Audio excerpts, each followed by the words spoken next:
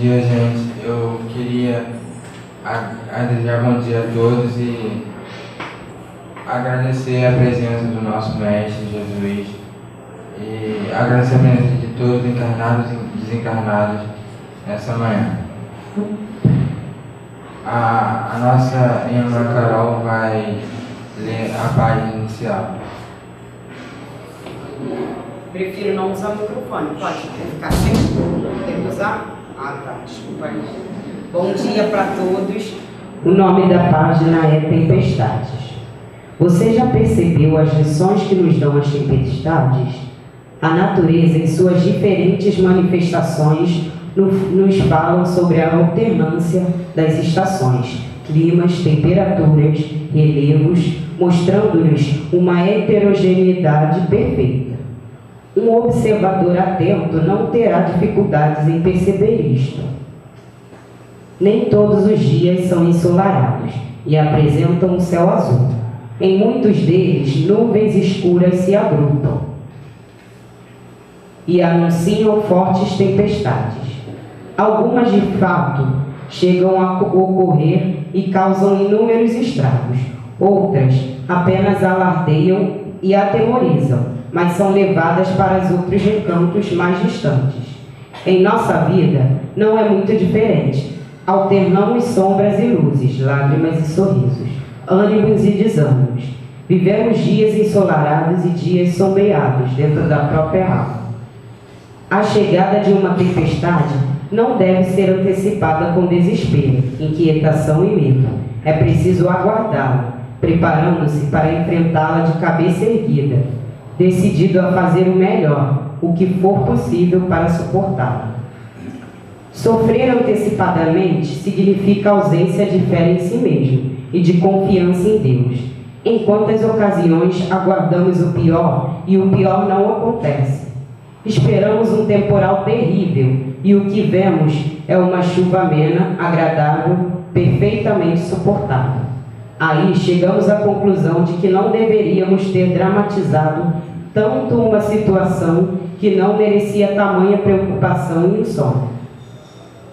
Pessoas prudentes e sóbrias sabem que, mais dia menos dias, virão novas tempestades.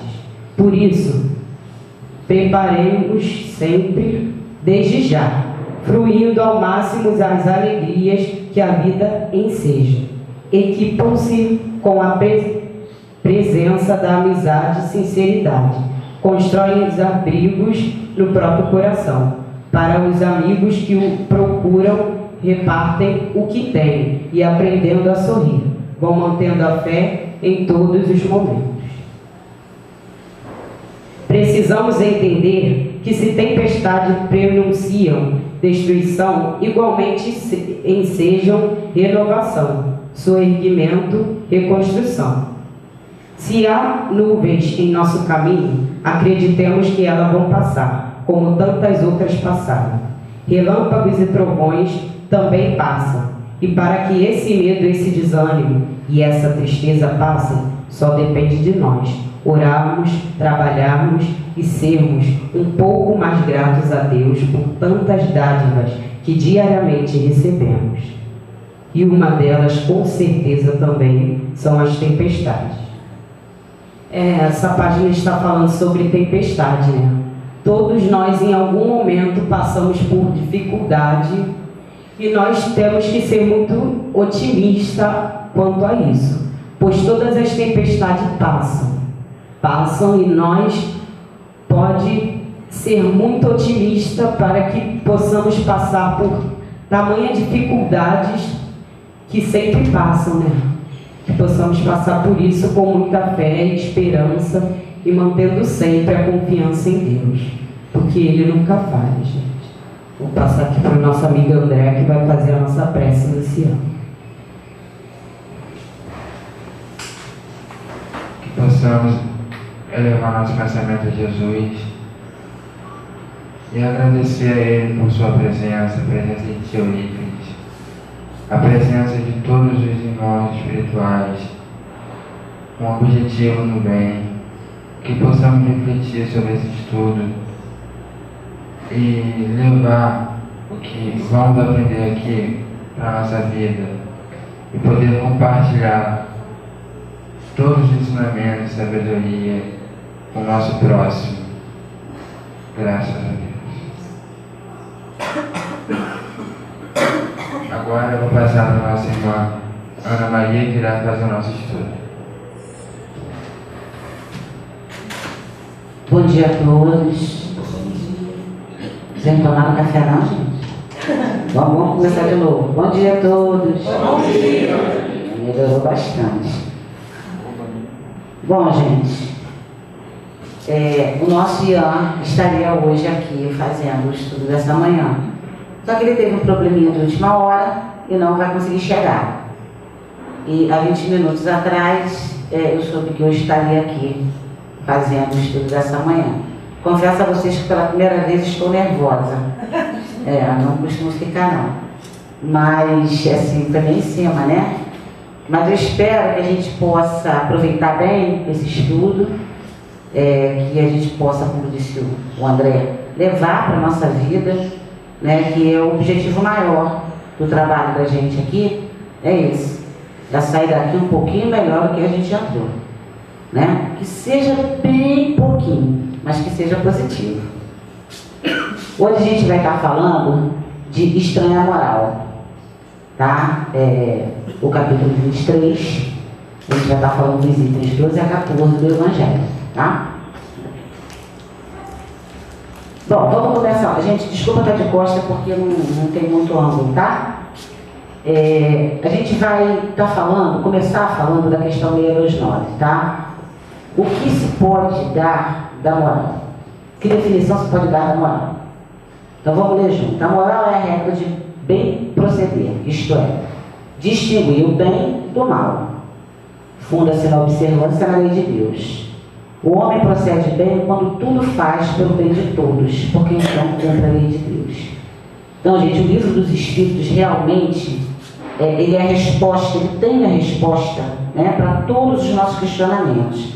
Porque a gente pega uma questão como essa e cada um vai bem aproveitar ela de uma forma.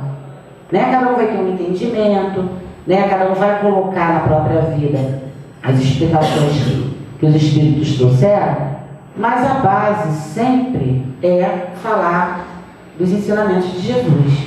Né? Ou melhor, não é falar, é explicar. Né? Porque ao longo dos anos, né, dos séculos, muitas das coisas que Jesus deixou para a gente, elas foram distorcidas pelas traduções, pelas religiões, né? Mas Jesus é tão fantástico, tão maravilhoso, que por mais que nós homens tenhamos bagunçado o que ele deixou, a essência a gente não consegue desmontar, né? Então, por mais que cada um de nós leia e interprete de uma forma diferente, o que está ali é a base, é a regra do bem proceder. Né? Se você está seguindo a tua vida baseado nos ensinamentos de Jesus, não tem erro, não tem como errar. Né? Porque ele tem 1 milhão de histórias contadas em 1 milhão de versões, mas a essência não vai mudar. Né? O nosso Jesus, ele trouxe para a gente um manual eterno. Nada, ninguém vai conseguir modificar, né, todos os ensinamentos que ele deixou para a gente. Por mais que a gente queira bagunçar, né? Troca para a gente, Ana. E o que acontece? Tá? A nossa moral, tá? Ela é fortalecida, ela é avaliada pelo nosso comportamento diante da sociedade, tá? Mas principalmente para nós que já conhecemos um pouquinho melhor a verdade, a gente é muito avaliado dentro de nós, por nós mesmos. Porque por mais que a gente tente camuflar, por mais que a gente faça uma bela maquiagem, né, o nosso interior, né, a gente não pode se enganar. Eu posso enganar você, mas eu não posso me enganar. Eu posso enganar qualquer um, mas eu não posso enganar Jesus. Né? Então, a gente vem ao longo da vida discutindo situações e tentando se colocar na sociedade, né, de acordo com as nossas convicções. Quando hoje a gente já tem o conhecimento que a nossa convicção tem que ser baseada no Evangelho. Tá? Então, nesse quadrinho aí que a gente traz uma parte do Evangelho que diz: toda ideia nova encontra forçosamente oposição. E não houve uma única que se estabelecesse sem lutas. Realmente, né? A vida inteira a gente tem assistido conflitos muito sérios, muito graves, de proporções estúpidas, tá? Justamente porque existem dois pensamentos, tá? Existem sempre, né, dois lados. Então, por conta dessa luta em querer fazer valer aquilo que se acredita, é que a gente vem brigando há tantos séculos. Eu falo a gente porque nós estamos encarnados agora, aqui bonitinhos, né? Todo mundo aqui já quer pagar, né? Todo mundo bonitinho, santinho, mas a gente já brigou muito, né? A gente traz marcas muito sérias, porque nós já estivemos em muitos conflitos. Então, nesses casos, tá? A resistência é proporcional à importância dos resultados previstos, pois quanto maior for a ideia, tanto maior será o número de interesses ameaçados. E o Evangelho vai explicar para a gente assim: quando uma ideia surge, se ela não for mexer com muita gente, com muita opinião, né? Se ela não tiver uma base sólida, ela passa. A gente pode até ficar meio iliçado na hora que ela se apresenta, mas ela passa, é uma coisa sem importância, né? Agora, quando ela tem uma base sólida, o que acontece? Existe a oposição, né? Sempre vai existir a oposição. E o Cristo, né? A base dele, inquestionável, até os dias de hoje, tá? Ela sofre questionamentos, né, por parte de pessoas que querem distorcer o que ele trouxe para a gente. Tá? Com base nesse Cristo maravilhoso, é que guerras acontecem há muitos anos em muitos lugares do nosso planeta. Porque um tem um Jesus azul, o outro tem um Jesus amarelo, o outro tem um Jesus verde. Né? Então, cada um querendo apresentar o seu Jesus, aquele Jesus que formou, né, acaba trazendo tanto conflito para o nosso planeta. Jesus vinha proclamar uma doutrina que destruiria pelas bases os abusos nos quais viviam os fariseus, os escribas, os sacerdotes do seu tempo. Por isso fizeram morrer, acreditando que matando o homem matariam a ideia. Mas a ideia sobreviveu porque era verdadeira. Cresceu porque estava nos desígnios de Deus. Antes de Jesus, nós tivemos outros homens que trouxeram, né, muitas informações importantes para a gente, preparando a chegada dele. Mas somos seres imperfeitos, né? E dentro das nossas imperfeições não conseguimos fundamentar as nossas ideias. E por isso elas passaram. Né? Muitos de nós, se hoje a gente pergunta assim: quem foi Sócrates? Quem foi Platão? O que ele deixou para a gente? Muitos de nós falam assim: pô, já ouvi falar desse cara, ele fez alguma coisa legal, né? Mas se aprofundar, buscar os estudos deles, a gente não consegue, muitos de nós não conseguem. Mas eu duvido que qualquer um de nós aqui, encarnados e desencarnados, não conheçamos a ideia de Jesus, o que ele trouxe para a gente. Até aquela pessoa que nunca se interessou por religião, até aquele que se diz ateu, ele bate boca quando você fala alguma coisa de Jesus. Por quê? Porque ele também tem conhecimento. Plantar uma ideia sem deixar um escrito e ela durar 2000 anos, gente, o cara é bom demais, né? É bom demais. Porque são 2000 anos de uma história que o homem escreveu, mas que ele só exemplificou. Então, por mais que a gente tenha seguido milhares de outras religiões, não tem, a base é ele. O que ele deixou não vai acabar, é eterno, né? E é com base nesse Cristo, nesse Evangelho de luz, que a gente está aqui se transformando, que a gente está aqui se melhorando. Ninguém vai virar santo, a gente já sabe, pelo menos não tão cedo, né? Mas a gente está cada dia um pouquinho melhor. Nesse quadro aí, a gente vê as lutas, tá? Lutas das mais terríveis esperavam aí seus apóstolos. As vítimas foram inumeráveis, mas a ideia cresceu sempre e saiu triunfante porque superavam com verdade suas antecessoras. Isso que eu já falei, né? Foi tão forte, foi tão marcante, que está aí há 2000 anos. Por conta disso, muitos sofreram. Muitos de nós sofremos. Tá? Muitas lutas aconteceram na história por conta da fé, né? Da vontade do homem de seguir Jesus.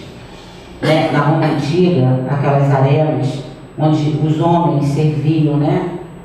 Os homens não, vamos falar os cristãos, né? Serviam de alimento para leões, né? Onde eram amarrados em postes e viravam tochas humanas, né? Tudo isso porque ele dizia assim: eu acredito nele, eu quero seguir ele. E muitas guerras que estão aí há séculos, elas acontecem justamente por isso. Como a gente está falando, Jesus azul, verde e amarelo. Tá? Tudo em nome dele. Tá? Mas cada um distorcendo de uma forma. E as lutas vão continuar ainda por muito tempo. Porque até hoje nós brigamos por ele. Né? Quando a gente debate com um evangélico, com um católico, com um bandista, quando a gente está discutindo, quando a gente está falando, a gente está na luta. Só que graças a Deus hoje a gente está menos ruim, né? Hoje em dia a gente já não sai no tapa por conta disso, né? Pelo menos a grande maioria não faz, né? O que mais amedronta o imoral é quando a verdade é exposta e a luz se faz aos olhos dos cegos. Né? Então essa imagem aí, gente, é a imagem que representa a conversão de Paulo, né? Que foi um perseguidor assim, implacável, né? Do cristianismo, mas que teve a oportunidade, né? A bênção de, na última perseguição, se encontrar com Jesus na estrada de Damasco. A luz foi tão intensa que ele ficou cego temporariamente. Mas aquela luz atravessou Paulo de tal forma que daquele momento em diante ele passou a ser um dos maiores defensores das ideias do Cristo. Tá? Ele que era um homem culto, ele que era um homem rico, ele que era um homem assim, de uma inteligência fantástica, ele passou a se colocar como um menor. Né? Ele passou a praticar o Evangelho de Jesus. E ele sofreu muito, ele apanhou muito, ele sofreu demais, mas em nenhum momento ele vacilou na fé dele. Em nenhum momento ele duvidou daquela luz, que aquela luz ali é realmente a luz que a gente tem que seguir. E é uma coisa muito curiosa, assim, falando até de mim, sempre que eu estou fazendo uma prece, seja pelos cristãos, pelos que foram, eu sempre peço a Jesus para que a luz dele brilhe intensamente, para que a gente possa encontrar ele através dessa luz. Sabe, quando a gente perde alguém, né, que a gente fica naquela... A gente, como espírita, já começa a questionar: para onde será que essa pessoa vai? Né? Será que ela vai estar sofrendo? Será que ela vai para um lugar de dificuldade? Será que ela vai para um hospital no plano espiritual? A gente começa a imaginar, né, depois, né, daquela pessoa que a gente perdeu. E em todos os momentos eu mentalizo a luz. Todos. Porque por mais difícil que seja o lugar onde qualquer um de nós possa estar depois da morte, se a gente quiser, de verdade, de coração, se a gente se arrepender de coração, essa luz vai brilhar. E é ela que vai mostrar o caminho que a gente tem que seguir. Porque no escuro ninguém anda. Pode até andar na cara, viu? Então, gente, quando a gente fala de estranha moral, ou seja, a gente sabe como é que tem que fazer. Todo mundo sabe. Porque quando a gente erra, o sino toca, não adianta.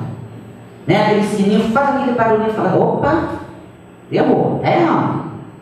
Então, todos nós sabemos como fazer, né? Só que a gente ainda é ruimzinho demais.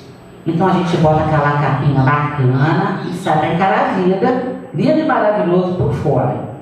Então a gente traz ali algumas situações em que nós, né, nos colocamos como, nós que nos colocamos como pessoas de boa conduta, né, de boa moral, coisas que a gente ainda faz.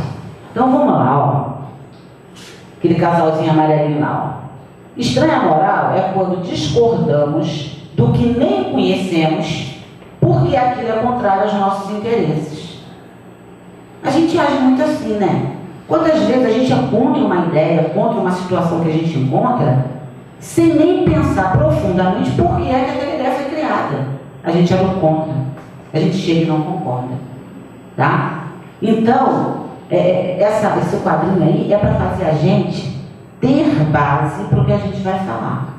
E só existe uma base, existe um manual, que é o Evangelho. Estranha moral é quando apontamos o dedo para as imperfeições do outro e não enxergamos que temos imperfeições ainda maiores e mais sérias. Só o fato de apontar o dedo para o erro do outro já faz a gente pior que ele. Né? Porque a misericórdia que Jesus deixou como exemplo para a gente não apontou o erro de ninguém. Quando queriam apedrejar a mulher, ele falou que não tem pecado pode chegar perto. Né? Então foi esse exemplo que ele deixou para a gente. Ele não foi lá e falou assim, ela é pecadora, ela é errada, vamos fazer valer a lei, vamos lá tacar pedra, em nenhum momento. Então, que a gente possa apontar o dedo, lembrando sempre que 3 estão virados para nós. Tá? Eu sempre falo que são 3 que esse daqui está pensando, né? Então são 3 dedos apontando para a gente. Então nós temos muito mais imperfeições do que o outro. E se a gente começar a cuidar da nossa, a gente nem vai ter tempo para prestar atenção no erro do outro.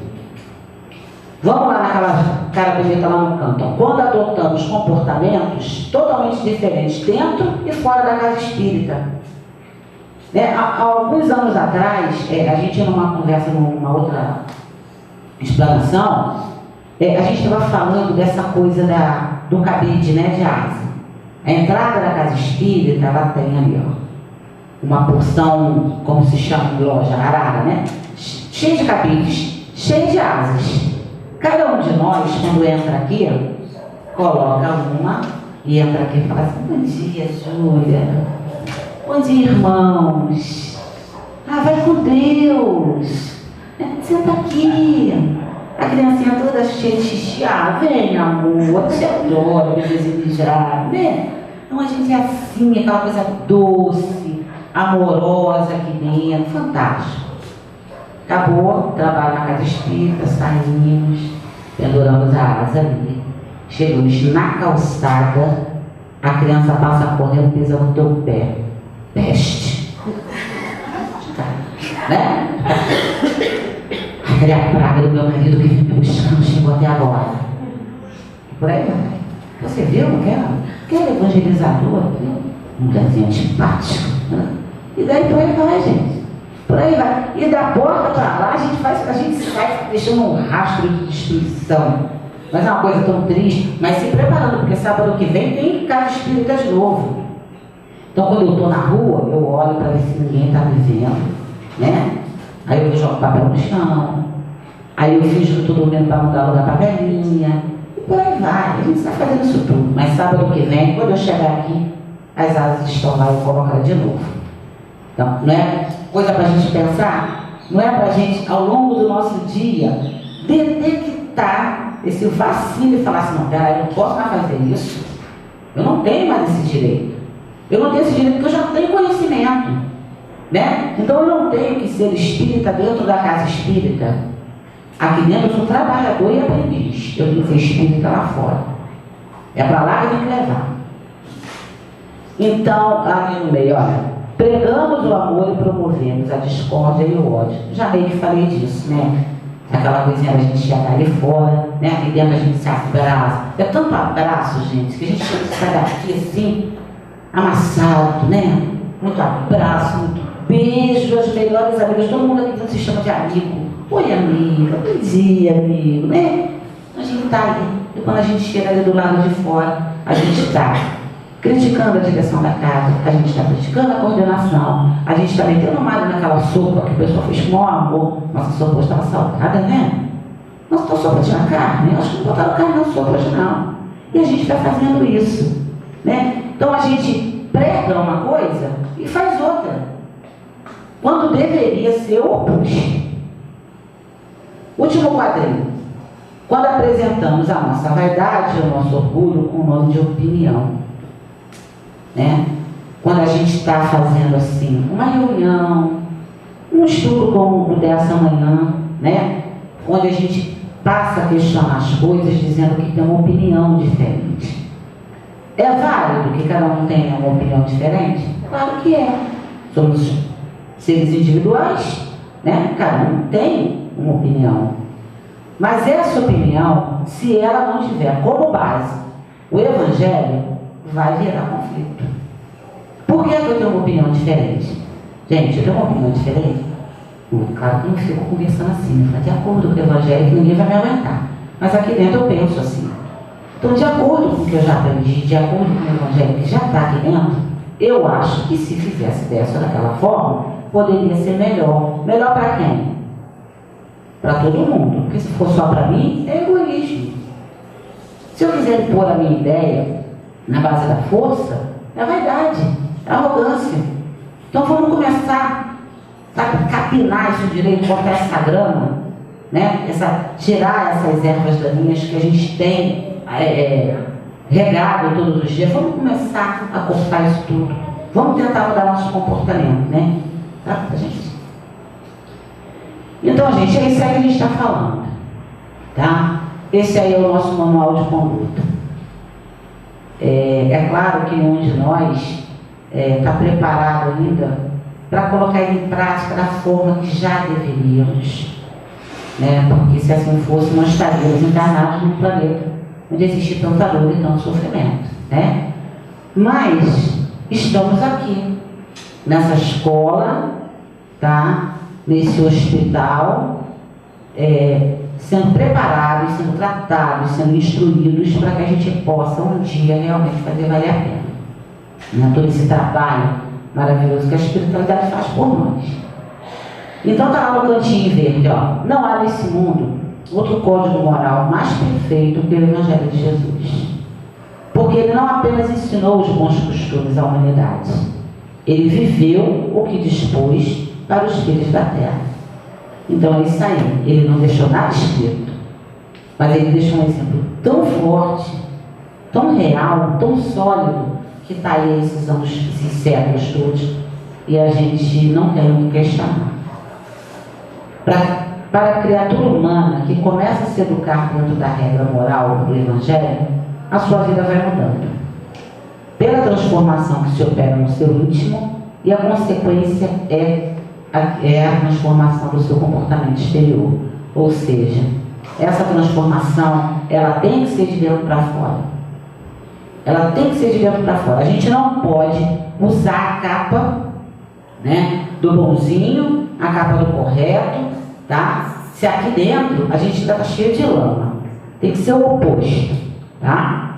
A gente vai fazendo aquela transformação, né? Você pega um copo cheio de água suja, digamos que esse copo somos nós. Você vai pegar um copo de água limpa, tá? Que é o Evangelho de Jesus, que é o que a gente está aprendendo aqui, e vai começar a jogar água limpa dentro daquele copo com água suja. O que vai acontecer? Aquela água suja, ela vai sendo cada vez mais cristalina, né? Ela vai limpando. Então, vai se transformando. E é isso que a gente tem que fazer com a gente.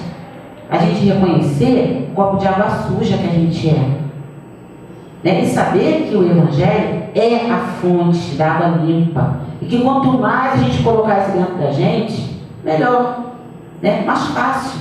Porque quanto melhor a gente é, menos a gente sofre, menos a gente causa sofrimento, né? Então o Evangelho é isso aí. E aí, ó, tudo que copiamos da lei de Deus é serviço da moral. Tudo. É o que a gente está falando desde o começo. Seguir o Evangelho, acabou, não tem erro. Não tem erro. O Bruninho, a primeira vez que eu fiz um comentário aqui, mas é isso, gente. Qual é a internet mais veloz hoje? Tem quantos mega? Quem sabe? Quantos mega tem a internet mais veloz? Quantos? 100 mega.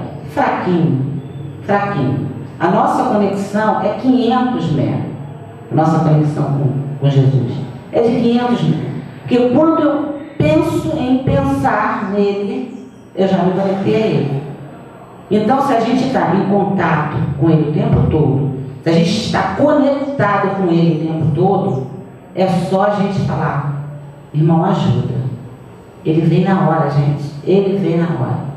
E a gente já sabe como acionar, é só pensar. Então, quer dizer, 100 mega, bobagem. Acaba a nossa apresentação. Desculpa, a gente tinha mais um par. Acaba aí o nosso estudo dessa manhã. A gente espera que realmente a gente possa sair daqui pensando um pouquinho melhor, refletindo sobre tudo isso. Não sobre o que a Ana disse, né? Mas sobre o que o Evangelho trouxe para a gente. Porque tudo que está ali está no Evangelho, não está na Ana, né? Então, quando a Ana está aqui falando, a Ana está aprendendo mais rápido do que vocês, porque já fez um pré-estudo, né? Então, que a gente possa sair daqui hoje e não olhar lá para a arara cheia de cabelos de asas. Que a gente possa sair daqui com as asas. Que a gente possa estar lá fora voando de maneira mais generosa. Que a gente possa estar lá fora sendo espírita, praticando o Evangelho do Cristo, tá? Para que quando a gente retornar para essa casa, a gente entre aqui e tenha certeza de que a gente está melhor. Que a gente está trazendo alguma coisa melhor. Tá? Trazendo para quem? Para nós e para todos os nossos irmãos, encarnados e desencarnados, que tem nessa casa um ponto de luz. Né? Que a gente possa levar esse estudo com o coração.